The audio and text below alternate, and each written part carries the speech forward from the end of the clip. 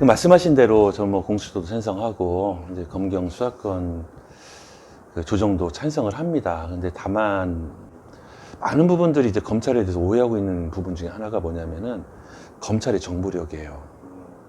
검찰은 정보력이 없어요.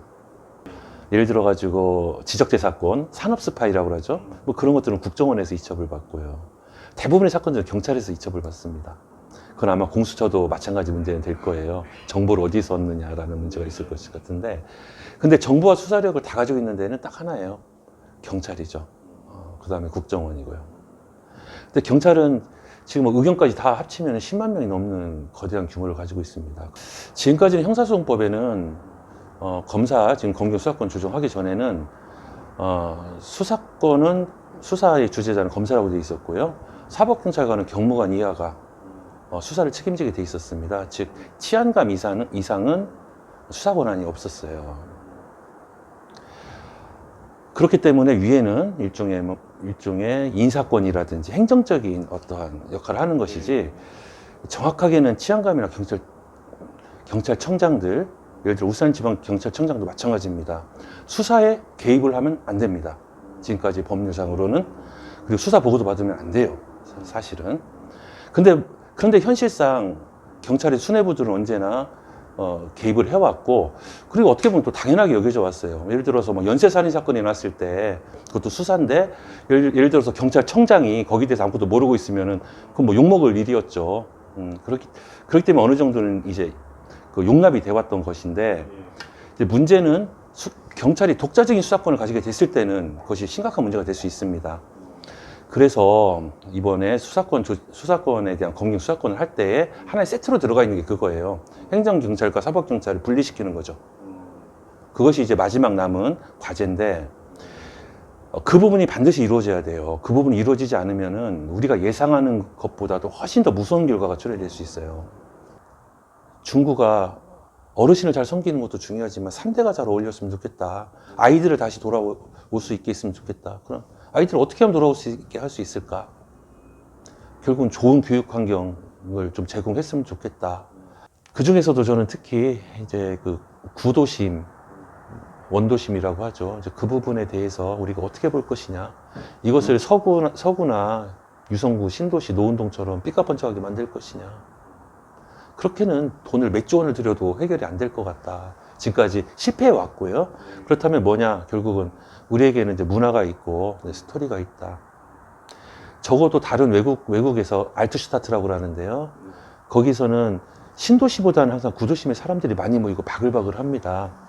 저도 중구를 그렇게 만들고 싶고, 스토리가 있는 대로 만들고 싶고, 대전역에서 외부에서 내려오면은 반드시 들려야 될 곳을 중구로 만들고 싶습니다. 거기서 일단 살 길을 찾아야 되고요. 그리고 개발 문제에 대해서는 저는 아이들 문제하고 겹쳐서 생각을 해요. 뭐 예를 들면 뭐 도시 재개발 같은 문제들인데, 재개발해서 삐까뻔쩍 해가지고 좋다라는 생각보다는 학부모들이 조금 더 아이들 키우기 쉽게 오기 위해서라면 어느 정도의 중구에서도 좀 개발은 필요하다. 좀 그런 생각을 좀 가지고 있습니다. 예. 뭐 차례차례 말씀드려야 되겠네요. 첫째는 경선에서 돌파할 수 있는 전략이라는 것은 없습니다. 저는 선거에는 왕도가 없다고 생각을 하고요. 뭐 선거라는 건 결국은 사람의 마음을 얻는 거라고 생각을 하고요. 그리고 사람의 마음을 얻는 게 세상에서 가장 어려운 일이더라고요. 하여튼 그렇게 겸허하게 뭐 심판을 받아들일 수밖에 없는 것 같고, 다른 후보들과의 차이점은 그거겠죠. 아무래도 저는 이제 전문직에 종사했던 사람이었고, 제가 정치적으로 이제 민주당의 그 신념과 가치를 공유한다고 할지라도 전 전문가 집단에 소속이 되어 있기 때문에 이제 보다 디테일하고, 약을 약사에게 사 먹는 이유는 딱 하나입니다. 그것은 누구나 그 약이 어디 먹는지는 알아요. 하지만 약사에게 먹는 이유는 행여나 모를 부작용들이나 여러 가지 복약 방법들, 디테일의 문제가 있는 거거든요. 어떤 법을 만들든지 또는 어떤 정책을 펼치든지 그것을 시뮬레이션을 하고 조금 더 그 문제와 이해관계가 얽혀 있는 그런 부분들에 대해 가지고 좀 살필 수 있는 어떤 그러한 디테일에 관한 전문성, 이제 그런 부분들이 저에게는 좀 강점이라고 할 것이고요. 여러 가지 쓴소리가 있는 것은 알고 있고요. 예. 뭐 그 부분에 대해서는 겸허하게 받아들입니다. 예. 겸허하게 받아들이고, 이제 모든 것이 경험 부족이나 뭐 그런 것으로 합리화될 수는 없어요.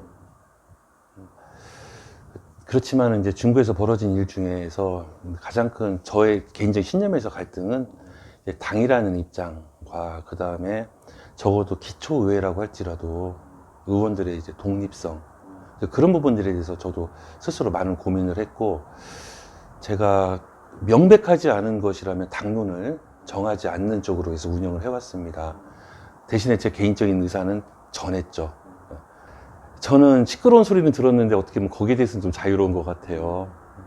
다만 앞으로는 뜻을 좀 더 같이 하고 더 공고히 하는 그런 분들과 같이 이제 구심력을 더 갖는 쪽으로 좀 노력은 좀 해야 될 것 같습니다. 하여튼 쓴소리는 잘 알고 있습니다. 예. 저는 선거에는 왕도가 없다고 생각을 합니다. 그리고 사람의 마음을 산다라는 것은 진심을 다해야 된다고 생각을 합니다. 저는 혼자서 열심히 뛰는 것보다는 저는 주민 여러분들과 함께 같이 손잡고 힘차게 한 발짝 내딛는 게 제 생각입니다. 겸손하게, 그리고 낮게 다가서겠지만은 주민들 위해서라면, 또 공익적인 가치를 위해서라면은 그 누구보다도 독하고 치열하게 타협하지 않으면서 싸울 각오도 되어 있습니다. 4월 15일 그날까지 열심히 한번 해보겠습니다. 감사합니다.